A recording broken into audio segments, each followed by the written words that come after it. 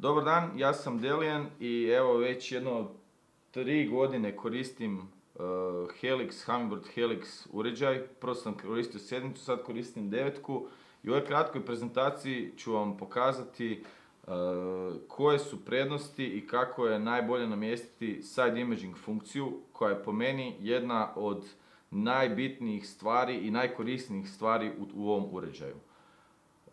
Htio bih samo reći da side imaging nije alat koji je dovoljno samo uključiti uređaj i on će vam sam pokazati ribe. On stvarno može pokazati ribe, stvarno možete brojati doslovno svaku ribu na ekranu, međutim potrebno je uložiti vrijeme i trud kao sa svim ostalima i sigurno vam neće sam uloviti ribe. Znači morat ćete uložiti neko vrijeme ne samo u čitanje i postavljanje ekrana, nego i u način ribolova, kako kad vidite ribu se postaviti prema ribi, kako raditi sa waypointovima. Ja ću vam u ovoj prezentaciji pokušati taj proces malo ubrzati i pomoći sa nekim svojim iskustvima, ali morate znati da ćete morati uložiti neko vrijeme u rad sa sonarom, jer sonar, ovo je vrhunska tehnologija koja stvarno pomaže, ali kao sve drugo je samo jedan alat s kojim se treba naučiti raditi. Osnovna razlika side imaginga naspram konvencionalnih 200 kHz sonara je što on gleda u desno i u lijevo. Znači, evo ga, ovo je jedan prikaz koji smo snimili na Savi i danas ćemo za potrebe ove prezentacije raditi sa već unaprijed snimljenim signalom koji smo snimili na Savi.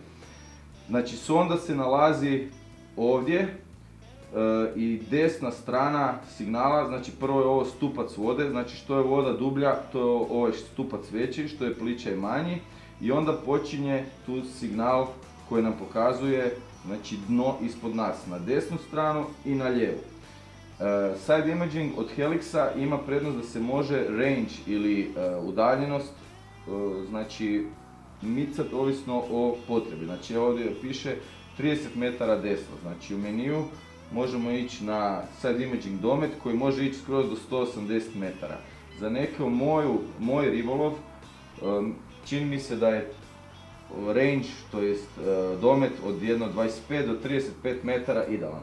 Evo na ovoj snimci ćemo koristiti 30, ali evo može se to i promijeniti na više, iako evo za side imaging, za ribolov smuđa koji inače koristim na Savi, to je uglavnom između 25 i 35 metara. Jedna od najbitnijih stvari kod side imaginga je podesiti brzinu kretanja plovila sa brzinom prikaza. Znači, ako se plovilo kreće, znači po meni otprilike brzinom između 3 i 5 km na sat, znači ovdje nismo priključeni na plovilo pa nemamo GPS, znači brzinu, ali ta je brzina inače između 3 i 5 km na sat. U meniju imamo tu opciju brzina slike koja ide od 1 do 10.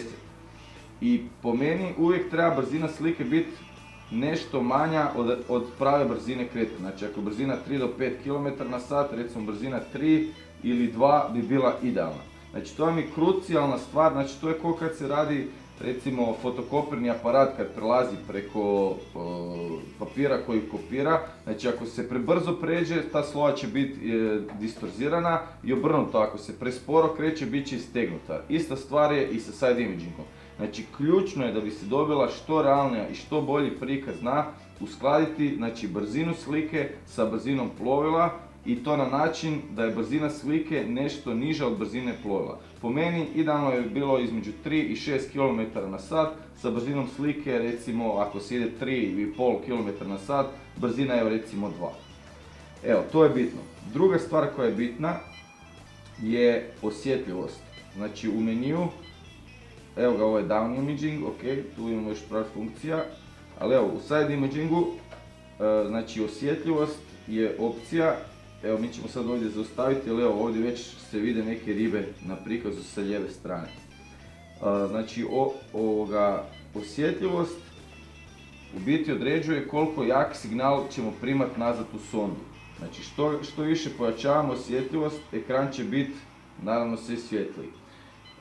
Ovo posebno dolazi do izražaja i sa osjetljivošću se jako puno igram, jer najčešće ako je osjetljivost prejaka, onda će nam ovi odrazi koji su bliže sondi, znači ovi koji su ispod čamca, to jest bliže čamcu, će biti presvijetli. Evo recimo sad imamo osjetljivost na 1, znači što je na polovina, to jest na donjoj trećini između -10 i 20.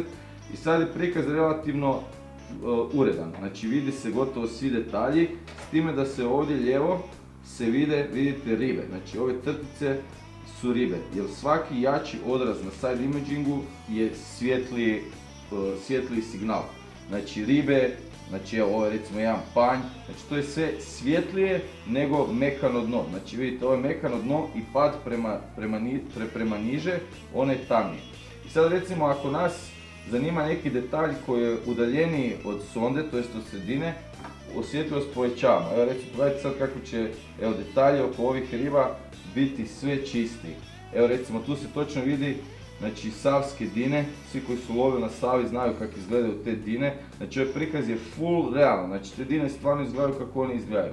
I ove bijele crte su vam ribe koji se nalaze, evo ova riba točno stoji u jednoj toj savskoj dini, jer to je prirodno od toka vode se rade te kao kaskadice male, evo na down imagingu se vidi, evo recimo ovdje imamo prečicu gdje možemo doći u down imaging, evo vidite to su vam te savske dine, znači to je prikaz u down imagingu, ovo je klasičan 200 kHz sonar, a evo u meniju kad idemo dolje, ovo je side imaging. Znači osjetljivost, ako hoćemo nešto vidjeti bliže, uđemo u meni, osjetljivost, onda ju smanjujemo. Znači onda evo ako je detalje, recimo tu se vide neke isto 3 ribe, koje kad je osjetljivost jako mala, one se vide. Međutim ako je osjetljivost prevelika, oni se jednostavno izgube u prejakom signalu. Znači osjetljivost je nešto s čime se moramo igrati stalno, bar ja se igram stalno kad tražim. Sljedeća stvar koja je bitna je kontrast, znači to moramo ući u side imaging pojačanje, taj meni se zove u hrvatskom, znači tu imamo opet osjetljivost, ali imamo kontrast. Kontrast znači svjetlije signale posvjetljuje, to jest jače posvjetljuje, a tamnije potamnjuje. A s time se dobije, znači ako je kontrast mali, sve skupa to nekak svijetli dosta jako. Moj osobni neki setting je da je osjetljivost negdje na pola, a kontrast, malo prije i u opciju oštrine, a kontrast da je najveći. Znači kontrast što je veći, to biti je tamnije, svjetlije i na taj način puno lakše uočavamo te neke tvrde signale, recimo ko što su ribe. Evo recimo sad ove ribe nam dosta jako svjetla, ako malo smanjimo osjetljivost, tu se vidi savršeni, znači evo tu doslovno možemo brojati 1, 2, 3, 4, 5, 6 riba, s time da ovo je malo manja, ovo je malo veća, ali kažem, potrebno je malo prakse. Tu imamo oštrinu, imamo konturni način rada, to je u side imaging meniju, znači konturni način rada nam isključuje, ako ga uključimo, nam isključuje stupac vode. Onda ajmo reći dobijemo prikaz na realan kakav je, recimo ko da sa okom gledamo. Inače to je ok, neki ljudi ga vole koristiti, ali ja volim i na samom side imagingu na pogledu znat da li dubina ide gore i dole, pošto kad je uključen konturni, to jest kad je isključen konturni način rada, znači već po udaljenosti može znati da li dubina ide na pliće ili na dublje. Evo mi ćemo dalje pustiti snimku. Evo da ide dalje, znači evo tu vidimo par riba. Side imaging, znači doslovno može služiti za pronalaženje doslovno riba, brojanje riba i vraćanje na njih. Ja sam se ove godine dosta igrao s time, ali side imaging definitivno nije alat koji će vam sam naći ribu i na svom primjeru sam se naučio da potrebno je dosta vremena uložiti, znači da bi se naučilo kako ta riba izgleda, kako dobiti savršen setting i broj 2 naučiti se šta uopće je riba na sonaru, to jest koja je to riba. To je u biti najveći problem s kojim se ja susrećem. Obično se po nekoj, ajmo reći, formaciji riba može zaključiti da li je to bijela riba ili bi to mogao biti smuđ. Obično smuđevi u tim dinama u pijesku stoje, ajmo reći, samostalno i nije toliko velika masa riba. Recimo evo ovdje na ovoj strani vidimo da je dosta velika masa riba, znači to je vrlo vjerojatno bijela riba. No međutim evo recimo ovaj signal ovdje je jedna usamljena riba tu dinama, to bi moglo biti smuđ. Još jedna stvar u vezi side imaginga koja je dosta bitna je ta sjena. Znači side imaging baca signal lijevo i desno poput reflektora, poput lampe. I ona ostavlja taman trag. Evo recimo ovdje možemo zoomirati, evo jedan panj na Savi koji evo očito se vidi perfektno. Znači ovo je vrlo jasno da je to jedno potopljeno deblo ili panj na Savi i kad signal dolazi s ove strane, znači on pravi sjenu sa ove strane suprotne iz koje dolazi signal. Znači evo tu se vrlo jasno vidi točno da se to radi o panju, evo tu dolje je još jedan, evo panj i oko njega se nalazi evo ribe. Znači mi doslovno tu možemo brojati 1, 2, 3, 4, 5 riba. Mislim to je do prije par godina bilo apsolutno nezamislivo da ti vožnjom čamca možeš lijevo i desno 30 metara, znači to je 60 metara, ti praktički skoro nije baš cijelo, ali pola Save možeš, ili Dunava ili Drave, nije bitno, možeš u jednom prolazu proanalizirati. Stvar je samo znači podešavanja znači postavke da se to najbolje vidi.